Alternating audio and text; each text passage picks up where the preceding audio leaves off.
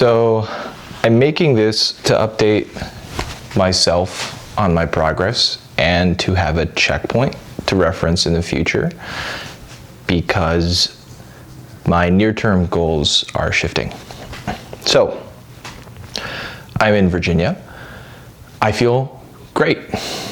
No low back pain, no neck pain. For a long time I've had what in a previous video I call right side tightness, which has been just a chain of things feeling tight on the right. And I've had various hypotheses come and go, each of which has helped me advance things a little bit, but sometimes doesn't hold as a complete model.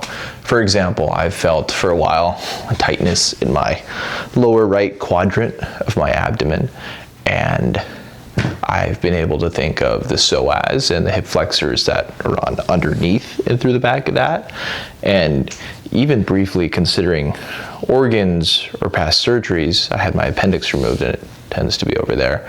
Also, actually, that region touches, I think, the iliopsoas.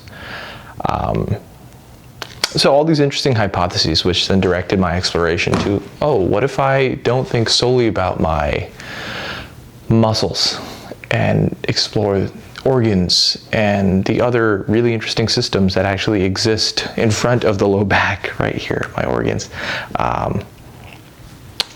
All to say that hypotheses come and go, they tend to direct exploration, and I haven't had any models that have completely stuck, but they've been beneficial.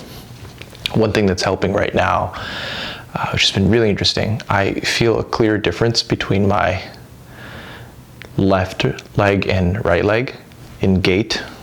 My right hip tends to hike up whenever I start to pick up that leg to move forwards, whereas my left just feels free. It's like a pendulum.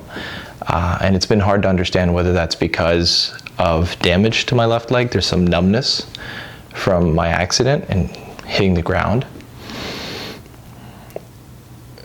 So it's confusing. It's like, oh, is it just free and feeling like that because it's just numb and a little weak? Or is this just what natural movement should feel like, where it's just kind of not flimsy, but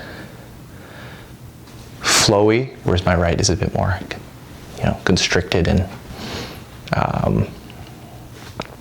but I came to realize as I was walking and running recently that anytime this leg kind of hikes up in that part of my gait, I also feel it right up into my shoulder. And so that's part of that whole right side tightness pattern.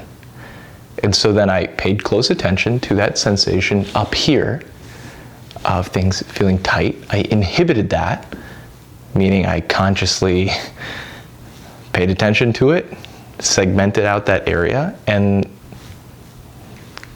inhibited, which really feels like a command of don't activate. Just like you can focus on a muscle and really tense it up, you can do the opposite, which is inhibit any activation of that area.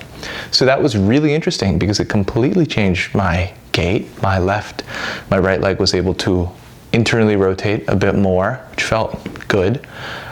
My stance felt a bit narrower, but as if my leg was right underneath me rather than further out, which I guess it had felt like. The tightness going into my glutes and just into that region from up here felt different.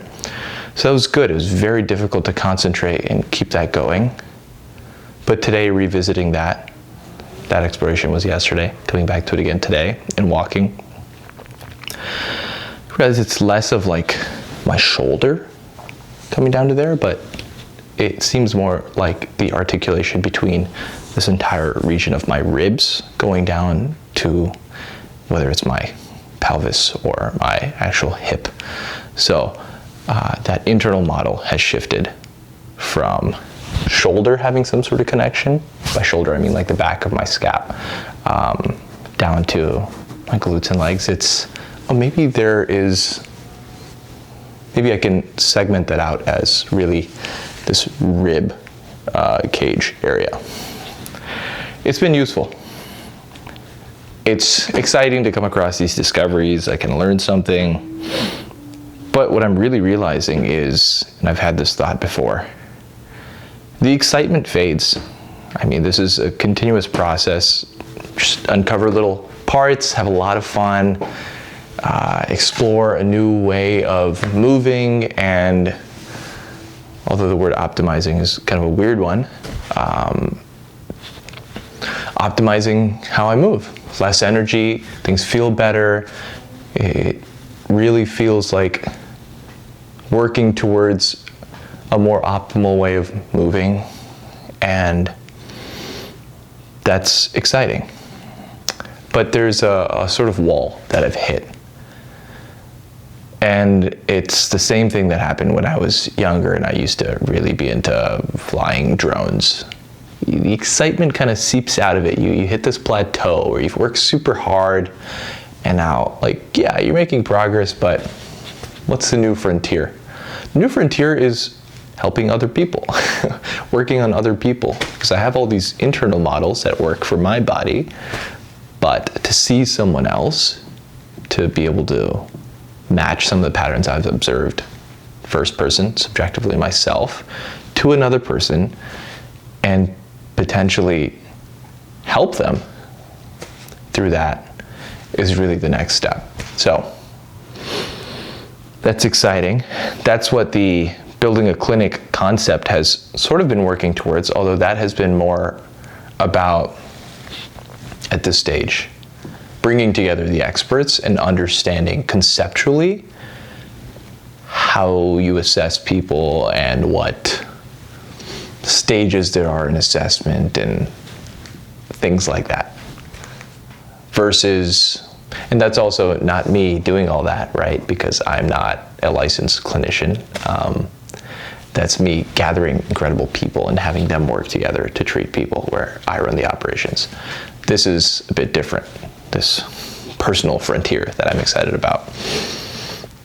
Finding individuals that are interested in understanding some sensations that they might be having and figuring out what the root cause is of that, whether it's a structural dysfunction or some ingrained movement pattern that needs to be consciously addressed.